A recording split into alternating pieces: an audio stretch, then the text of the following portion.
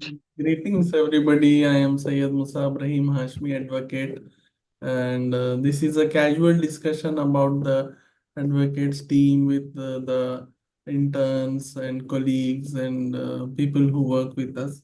So, few small rules they have come about in the standard operating procedure in our place. So, for the newcomers, the Muhammad Amir Khan, he had asked the question. So all the credit goes to him that he didn't know those rules. So we were about to explain it to him. तो एक आदमी को समझाने के बजाय हम सोचे कि पूरा एक वीडियो ही बना के डाल देंगे ताकि नेक्स्ट फिर जो इंटर्नीज आएंगे उनको फिर ये सवाल पूछना ना पड़े। तो थोड़े रूल्स है कि उस हिसाब से अगर एक्टिविटी करे तो स्मूथ फंक्शनिंग कर सकते हैं।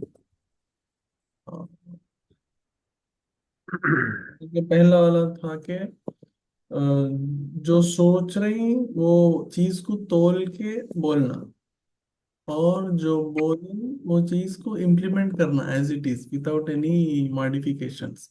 जैसे एक पुरानी उर्दू की कहावत है कि कहो बात तो पहले लफ्जों को तोलो। जुनेद भाई, would you like to repeat the sentence? कहो बात तो पहले। जो कहो बात तो लफ्जों को तोलो पहले। हाँ, जो कहो बात तो पहले लफ्जों को तोलो। तो सोच के बात करें तो उससे 50% of the problems in society वो शुरू ही नहीं होते। तो मास टाइम पे कुछ माइनर कॉन्फ्लिक्ट्स रहते, लोग आपस में एक दूसरे को बगैर सोचे बोल देते, बाद में उस पे कभी झगड़ा होता, नाराजगी होती, कभी कुछ कमिटमेंट्स दे देते, फिर वो कमिटमेंट्स करने का उतना पुख्ता इरादा नहीं रहता। तो लिहाजा जो सोच रही उसको सोच के तोल के बोलना, बोलने के बाद फिर कमिटमेंट पूरा करना। जैसा एक साहब है, उन्होंने कोठाल नंबर 10 को जा रहे फॉर एग्जाम्पल, दूसरे साहब है उन्होंने कोठाल नंबर 11 देख रहे हैं। अगर 10 को जाने वाले कोठाल वाले साहब नहीं आ सक रहे तो उन्होंने एक 1 आवर 2 आवर्स बिफोर बोल दिए कि भाई मैं नहीं जा रहा हूँ। तो अपन किसी और कोलीग एडवोकेट को उधर फिक्स कर सकते हैं। या ड्राफ्टिंग का ही हो गया, फाइलिंग का हो गया, भाई आप ड्राफ्टिंग कर रहे हैं कि आप ड्राफ्टिंग कर रहे हैं, आप फाइलिंग कर रहे हैं, हाँ बोलिए बोलिए, पूछिए पूछिए। ओके, कोड नंबर 10 वाले नहीं जा रहा हूँ बोलने की जगह आई एम एनजी बोले तो क्या समझना सामने वाले। अब उनके हिसाब से एनजी का मतलब नॉट गोइंग है। अब सामने वाले को एनजी बोले तो समझ में ही नहीं आता। वो क्लियरिटी रहना, वो बोल रहा हूँ मैं। बराबर है, वेरी गुड वेरी गुड। अब वो न्यू जनरेशन में ऐसा है भाई, अब शॉर्ट फॉर्म्स थोड़े, अब थोड़े जो है। हाँ इरफान भाई। नहीं, अपन जाके अगर कोर्ट में भी ठहरे हाँ तो हाँ हाँ। जज को तो प्लेटफॉर्म में अपन बोलते नहीं we are an advocate so we elaborate even on a small point or word. तो बराबर। वैसे ही क्या है, इसमें भी थोड़ा सा क्या है वो टर्मिनोलॉजी, थोड़ा टाइम बहुत लगता है टाइपिंग में या बोलने में, लेकिन बोल दिए तो क्या रहता सामने वाले को हाँ मैसेज पूरी तरह कंप्लीट कन्वे हो जाता, ना कि कंफ्यूजन स्टेट में रहते हो। बराबर बराबर हाँ। Good point, well said bye Junaid भाई। तो हाँ, ये पहला वाला ये रूल था। तो दूसरा वाला रूल ये है कि बैलेंस ऑफ ट्रेड कायम करना। और बैलेंस ऑफ ट्रेड कायम करते हुए थोड़ा सा एक 1% या 0.1% पॉजिटिव की तरफ रहे तो बेहतर रहता। अब जैसा कि balance of trade generally international trade export import से ताल्लुक रखता। जैसे कि मैं एग्जांपल देता हूँ आपको, ये हम्म, ये एक कंट्री है समझिए, ये माउस है, माउस एक कंट्री है समझिए। और ये विजिटिंग कार्ड्स का जो हाथ में है ये और एक कंट्री है। तो एग्जाम्पल ये हो गया, ये चाइना है समझिए, और ये यूएस है समझिए। तो चाइना जो है ये पेन मैन्युफैक्चर करा समझिए, चाइना ये पेन मैन्युफैक्चर करके यूएस को एक्सपोर्ट करा।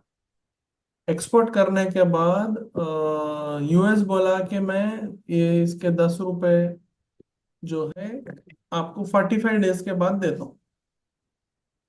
तो चाइना पेन मैन्युफैक्चर करा, यूएस को बेचा, यूएस बोला 45 डेज बाद 10 रुपए देता हूँ। तो ये 45 डेज के लिए जब ये पेन चाइना से यूएस को चले गया, तो बैलेंस ऑफ ट्रेड में अमेरिका नेगेटिव में हो गया, या अगर कलर कोडिंग यूज कर रहे हैं आप तो रेड हो गया। और चाइना, हाँ रेड हो गया, और चाइना जो है ग्रीन हो गया बैलेंस ऑफ ट्रेड में, या पॉजिटिव हो गया। चाइना मटेरियल बना के अमेरिका को बेचने के बाद चाइना को अभी पैसे नहीं मिले, चाइना को पैसे आना है अमेरिका से, तो चाइना जब तक ग्रीन हो गया या पॉजिटिव हो गया, और अमेरिका जब तक रेड हो गया या नेगेटिव हो गया बैलेंस ऑफ ट्रेड में 45 डेज के लिए। और जब भी वो 10 रुपए अमेरिका वाला चाइना वाले को ये पेन के 10 रुपए पेमेंट कर दिया, तो balance of trade square of हो गया, खत्म हो गया, बैलेंस ऑफ ट्रेड एकदम परफेक्टली कायम हो गया। ना इनो उनको बाकी, ना उनो इनको बाकी। तो जब आप किसी और सीनियर एडवोकेट के लिए काम करेंगे कल के दिन, आप जब बूढ़े होंगे, सीनियर एडवोकेट आप खुद बनेंगे, आप जूनियर्स को हायर करेंगे, तो वकालत के सिनारियों में हो या जनरली कोई भी सिनारियों में, आप 100 रुपए का काम अगर किसी के लिए करे, तो आप 100 रुपए ले लेना, और हो सके तो एक 1% छोड़ देना, 99 रुपीज ले लेना। आप 100 रुपए का काम कर दे के 99 रुपीज ले लेना। और आप किसी से अगर 100 रुपए का काम लिए, तो उनको 100 रुपए दे देना, तो बैलेंस आउट हो जाता। आप एक एक्स्ट्रा कुछ करना चाह रहे हो तो 101 रुपए दे दे सकते हैं। 1%, 0.5%, 0.1% इधर उधर कर सकते, बट एक्सट्रीम नहीं करना। आप 100 रुपए का काम लेके 200 नहीं देना। आप 100 रुपए का काम आप खुद करके आप 50 रुपीज नहीं पूछना, ना 200 रुपीज पूछना। एक बैलेंस कायम करना ट्रेड में। वो बैलेंस को थोड़ा सा 1% इधर उधर करे तो चल जाता, उसमें भी आप ग्रीन रहना, अदर साइड रेड रहना। तो आपके लिए ग्रोथ प्रोस्पेक्ट्स के लिए अच्छा रहता। भाई 100 का काम 99 में कर रहे हो ना, तो और 4 लोग आते हैं काम लेने के लिए। आप जो है किसी और से काम ले रहे हैं, 100 रुपए का काम लेके आप 101 रुपया दे दिए, नेक्स्ट टाइम आप काम के लिए बुलाए तो उन्हें खुशी से आते। तो ये बैलेंस ऑफ ट्रेड को कायम रखते हुए, थोड़ा सा ग्रीन होते हुए 1% टिप कर लेना आपके फेवर में। फिर तीसरा पॉइंट है PQM। PQM मतलब टोटल क्वालिटी मैनेजमेंट। और सिक्स सिग्मा, सिक्स सिग्मा मतलब 10 मिलियन इवेंट्स में एक एरर रहना खाली। अब जैसा कि ये फिर से माउस हो गया। अगर मैं 100 माउस बनाया और उसमें से एक माउस में डिफेक्ट निकला, तो सिक्स सिग्मा फेल है और आउट है। अगर हमें 10 मिलियन, 10 मिलियन वाले तो लैक्स एंड क्रोर्स में कोई कन्वर्ट कर सकते तो करिए। 1 मिलियन कितने लाख होता? 10 लाख। 10 मिलियन,10 लाख। 1 करोड़। 1 करोड़। तो 1 करोड़ में एक मिस्टेक करे तो वो सिक्स सिग्मा स्टैंडर्ड है बोलते उसको। अच्छा। तो एडवोकेसी में, ड्राफ्टिंग में, फाइलिंग में, आर्ग्यूमेंट्स में, केसेस के रिप्रेजेंटेशन में, क्लाइंट के सेटिस्फेक्शन में, ये पूरे चीजों में सिक्स सिग्मा TQM लाने की कोशिश करना। अब सिस्टमैटिकली रख लेना। फॉर एग्जांपल यहाँ पे एक छोटा सा आपको अलमारी दिख रही है, ऊपर के खाने में पूरे खत्म हो गए 100 केसेस है, उसके बाद के खाने में करेंटली रनिंग केसेस हो गए, फिर उसके नीचे जो है जो ऑर्डर्स मिल गए और अभी पार्टी को देना बाकी है, एल्यूमिनियम बॉक्स रहता है मेरे पास, उसमें रख लेता हूँ। और फिर उसके नीचे हो गए ये ब्लैंक पेपर्स है प्रिंट आउट्स के लिए, ब्लैंक फाइल्स हो गए। तो चीज को सिस्टमेटिकली आप रखें तो कभी पावर फेलियर है, करंट नहीं भी है, तो आपके घर में, आपके ऑफिस में कौन सा आइटम कहाँ रखा हुआ है, वो आपको आइडिया रहता। फिर ये रिकॉर्ड मेंटेनिंग हो गया। ये पहली फाइल है मेरी जब वकालत के स्टार्टिंग में। मैं जो है जो भी क्लाइंट्स आते थे काम कराते थे, वो लोग का डेटा जो है इसमें रिकॉर्ड मेंटेन होता। और एक्सेप्ट उनके पर्सनल डिटेल्स, आधार कार्ड वगैरह रहे तो वो तो श्रेड कर देते।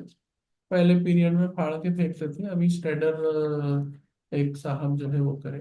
ये पूरे हो गए सो केस, हो गए सो लीगल एडवाइस हो गया, लीगल ओपिनियन, रजिस्टर्ड पोस्ट। भाई वो तारीख को मैं आया था आपके ने, ये और एक ऐसी फाइल है, बॉक्स फाइल बोलते हैं, बॉक्स फाइल्स मेंटेन कर लेना। हो सके तो डेट लिख लेना इसके ऊपर, कौन सी तारीख से कौन सी तारीख का काम।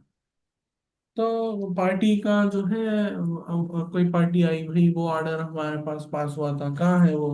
और तो उनको पूछना आप कौन सी तारीख को आए थे, या ऑर्डर कब पास हुआ था, या एफआईआर लाए थे, कुछ भी पेपर लाए थे, तो तारीख देख लेना। तारीख देख के अकॉर्डिंग आगे पीछे आप पेपर्स चेंज करके वो पेपर फिर डाल सकते। These are non personal documents वाले रहे तो पब्लिक डॉक्यूमेंट्स को ऐसा कर सकते हैं आप। अब पार्टी का वही आधार कार्ड रह जाता, कभी वोटर आईडी, आईडी प्रूफ वगैरह नहीं रखना, डिस्ट्रॉय कर देना। अफोर्ड कर सक रहे तो श्रेडर ले लेना, या नहीं तो फाड़ के फेंक देना। ये तीन बेसिक रूल्स थे, बाकी के और आगे आगे ऐड करेंगे। अभी रिकॉर्डिंग बंद कर रहा हूँ। शॉर्ट फॉर्म्स क्या बोल रहे थे ना आप, short forms with in the group के लिए, दैट वोंट बी रिकॉर्डेड।